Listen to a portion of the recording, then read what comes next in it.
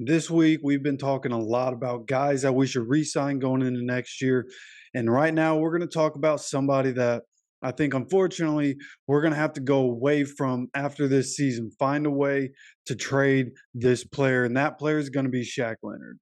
And as somebody who played linebacker, and I have an affinity for linebackers. I've been a big time Shaq Leonard fan for a long time. Got this jersey during his rookie season when he was on an absolute tear. He had 163 total tackles during his rookie season. Like from the get go, he was great. But the weird thing, like you look at the numbers, and obviously injury factors into to how his numbers have looked over the last couple years. But in the Eberflus defense, he was just so much better, right? Obviously, again, his rookie season, 163 total tackles, 7 sacks, 12 tackles for loss, 4 forced fumbles, 2 fumble recoveries, 2 interceptions, and 8 passes defended. Like overall, his rookie year was outstanding. And of course, he gets Defensive Rookie of the Year that season, first team All Pro his rookie season. And then after that, the numbers go down in terms of tackles, but the effect that he had on the game for the years after that went up, right? 121 tackles, 132 tackles, 122 tackles. But if you look at his turnover numbers in his second season, he has 2 forced fumbles and 5 interceptions. His third season, 2020, that one was a little down where he has 3 forced fumbles, no interceptions. But then in 2021, he had 8 forced fumbles and 4 interceptions, an absolute game record week in and week out that season, right? So we're talking about a guy that in his first 4 seasons got Defensive Rookie of the Year, 3 first team All Pros, and 1 second team All Pro, along with 3 Pro Bowls, but who really cares about the Pro Bowl anymore? But early on, just absolutely outstanding what Shaq Leonard was able to do. He gets the bag. And then what we've seen in 2022, obviously dealing with the injury. So he only ends up playing in 3 games. And I honestly don't even think he ended up finishing any of those games, if I'm remembering correctly. And then this season, playing in more of a limited role up to this point. So we haven't seen what Shaq can do fully. And the game that he had to play the most was the best game. He had 10 tackles in that game. He has 65 total tackles this season. But that's all we've seen from Shaq is just the occasional tackle, especially in the last game. Not great for Shaq, right, against the Patriots. There were some missed tackles. He's not moving the same. So it'll be interesting. Like week to week has not been consistent for Shaq. Some weeks he looks like he's on his way up, and then some weeks he looks like he's just not that same player anymore. So coming out of the bye, it'll be interesting to see what happens. But for the direction that this team is going currently, with the way they're getting younger, and with the likelihood of a possible new defensive coordinator next year, Shane, gets rid of Gus and his staff and brings in a guy that he wants next offseason.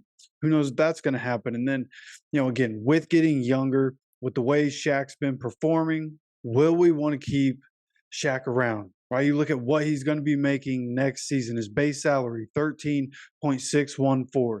The cap number for Shaq next year, though, is $20.124 million. And with what we've already talked about this week, right? Re-signing Kenny Moore, re-signing Michael Pittman Jr., re-signing Grover Stewart. If the contracts that I'm projecting happen, that would leave us from $77 to $28 million in cap space. And if you're able to open up $20 million by getting rid of Shaq's contract, then that opens the door for being able to go after guys that end up in free agency, right? If a guy like T. Higgins is testing free agency, of course, some of us have talked about that in the comments over the last couple of days. Like, yeah, T. Higgins might not make it to free agency. He might get franchise tagged. Who knows? But what I do know is that if he does test free agency, I hope we have the money to be able to make a run at him and be able to get him while Anthony Richardson is on his rookie contract. So as much as I'd love to see Shaq be Shaq and Shaq be great for the Colts until the end of his career, when it comes down to the business side of things for the Colts, like at the end of the day, what are they going to look to do? They're continuing to look to get younger, right? We have Zaire Franklin, and he just signed his deal. EJ Speed is the same age as Shaq, but he's much cheaper. And at this point, still much more athletic. EJ Speed is very explosive. Obviously, a lot less miles on EJ Speed at that age. But you have to assume those are the veterans they want to keep in that room. Do you keep Shaq with as big as his cap number is? Now, if you trade Shaq, what do you get in return? Right? With a big cap number at what it is, $20 million cap number, you have to imagine you're gonna have to trade him for a lot cheaper than what he would have been worth, say 2 years ago. Because even with his big cap number a couple years ago, with the production you get from Shaq, and with as much as he was able to create turnovers, would have been, a hefty price to get in return for Shaq. But right now, with the way he's been producing, with the injury thing, with his age, like everything factored in, what we get for Shaq is going to be very underwhelming, in my opinion. Like, I think we'd be lucky if we saw a third round pick for Shaq. I think it's more likely that, if we were to trade Shaq and the other team take his entire salary and cap hit, right, if we don't keep any of his financials on our books, then I would think we're looking at maybe a fifth round pick, might even throw in a sixth round pick that's compensatory, could be a seventh if he doesn't play enough or whatever. So unfortunately, I think in terms of draft capital, there's not much advantage to be had there for the Colts, but you do have the advantage of being able to get those numbers off your book, give it to somebody else. Maybe he can go thrive, wherever Eberflus ends up. If he's not the Bears head coach anymore and he goes and coaches defense somewhere else, maybe Shaq goes wherever Eberflus goes, because he, again, thrived in that defense. But at the end of the day, I think the smart thing to do would be move on from Shaq. And again, that hurts. He's been my favorite Colt since he came in. When the maniac is the maniac, he's just a different breed on the football field. And I hope he's able to get back to that again, whether it's with us or somebody else. I hope the maniac can turn back into the maniac until he's ready to hang it up.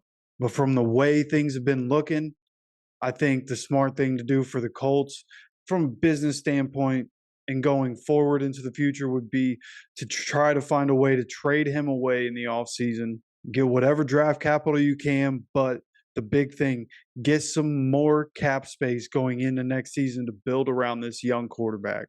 And of course, I would like to know what you think about all this. You let me know down in the comment section, and we're going to have more videos every single day. So make sure you're not only liking the video, but hit that sub button and keep notifications on so you can get notified when all these videos do come out.